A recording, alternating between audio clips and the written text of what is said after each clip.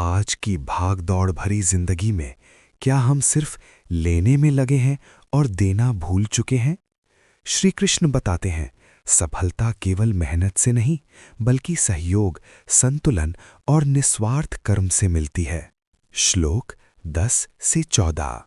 सह यज्ञाः प्रजाः सृष्ट्वा पुरोवाच प्रजापतेः अनेन प्रसविष्य ध्वमेश वोस्त्विष्ट कामधुक् देवान् भावयतानेन ते देवाः भावयन्तु वः परस्परं भावयन्तः श्रेयः परमं वाप्स्यथ। इष्टान् भोगान् हि वो देवा दास्यन्ते यज्ञभावितः तैर्दत्तान् अप्रदायेभ्यो यो भुङ्क्तेस्तेन एव सः। यज्ञशिष्टाशिनः सन्तो मुच्यन्ते सर्वकिल्बिषयैः भुञ्जते ते त्व अघं पापा ये पचन्त्यात्मकारणात्।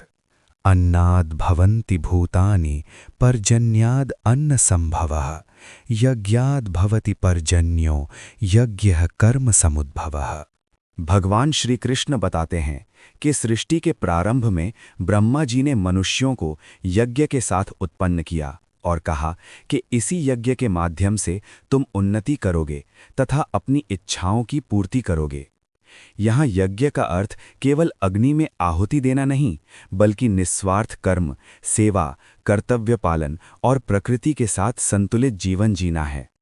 जब मनुष्य केवल अपने स्वार्थ के लिए नहीं बल्कि समाज और संसार के हित में कर्म करता है, तब उसे वास्तविक सुख, सफलता और समृद्धि प्राप्त होती है। ये सृष्टि का नियम है कि जो देता है वही सच्चे अर्थों में प्राप्त करता है। भगवान कहते हैं कि मनुष्य यज्ञ के माध्यम से देवताओं को प्रसन्न करे और देवता मनुष्य को प्रसन्न करेंगे। यहाँ देवताओं का अर्थ केवल दिव्य शक्तियाँ नहीं बल्कि प्रकृति की शक्तियाँ भी हैं, जैसे सूर्य, वायु, जल, वर्षा और धरती। जब मनुष्य प्रकृति का सम्मान करता है, उसका संरक्षण करता है और संतुलन बनाए रखता है, तब प्रकृति भी उसे भरपूर सहयोग देती है। यदि मनुष्य केवल शोषण करेगा और प्रकृति की उपेक्षा करेगा तो संतुलन बिगड़ जाएगा। इसलिए ये श्लोक हमें सिखाता है कि जीवन आपसी सहयोग और सामंजस्य से चलता है। यज्ञ से प्रसन्न होकर देवता मनुष्य को आवश्यक भोग और संसाधन प्रदान करते हैं, लेकिन जो व्यक्ति इन प्राप्त वस्तुओं को केवल अपने लिए उपयोग करता है और दूसरों के साथ साझा नहीं करता, वो चोर के समान है। इसका गहरा अर्थ ये है कि हमें जो भी मिलता है, धन, अन्न, ज्ञान, अवसर या सफलता, उसमें केवल हमारा ही योगदान नहीं होता बल्कि समाज, परिवार, प्रकृति और ईश्वर का भी योगदान होता है। इसलिए जो कुछ हमें मिला है उसे केवल अपना मान लेना और दूसरों के हित में उपयोग न करना उचित नहीं है।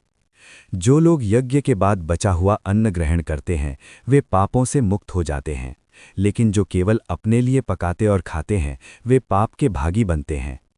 यहाँ यज्ञ शिष्ट का अर्थ है पहले दूसरों का ध्यान रखना, फिर अपने लिए लेना। इसका संदेश ये है कि जो व्यक्ति सेवा, दान, करुणा और साझा करने की भावना से जीवन जीता है, उसका जीवन शुद्ध और पवित्र बनता है, जबकि जो केवल अपने सुख के लिए जीता है, उसका मन कभी संतुष्ट नहीं होता। सभी प्राणी अन्न से जीवित रहते हैं। अन्न वर्षा से उत्पन्न होता है, वर्षा यज्ञ से होती है और यज्ञ कर्म से उत्पन्न होता है। इसका अर्थ ये है कि पूरी सृष्टि एक दिव्य चक्र में चल रही है। कर्म से यज्ञ, यज्ञ से प्रकृति का संतुलन, संतुलन से वर्षा, वर्षा से अन्न और अन्न से जीवन। यदि मनुष्य स्वार्थवश इस चक्र को तोड़ देता है तो उसका प्रभाव पूरे संसार पर पड़ता है। इसलिए हमें प्रकृति, समाज और अपने कर्मों के प्रति जागरूक रहना चाहिए। शिक्षा।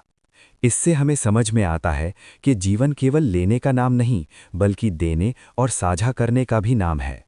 आज के समय में बहुत लोग केवल अपने करियर, पैसे और सुविधाओं पर ध्यान देते हैं, लेकिन यदि समाज, परिवार और प्रकृति का संतुलन बिगड़ जाए तो कोई भी सफलता स्थायी नहीं रह सकती।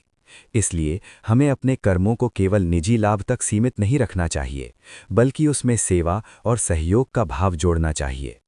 ये भी सीख मिलती है कि जो कुछ हमें मिला है वो केवल हमारी मेहनत का परिणाम नहीं है, उसमें अनगिनत लोगों, प्रकृति और ईश्वर का योगदान है।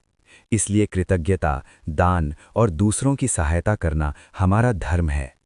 जब हम अपने जीवन में निस्वार्थता, संतुलन और सहयोग अपनाते हैं, तभी सच्ची समृद्धि, शांति और संतोष प्राप्त होता है।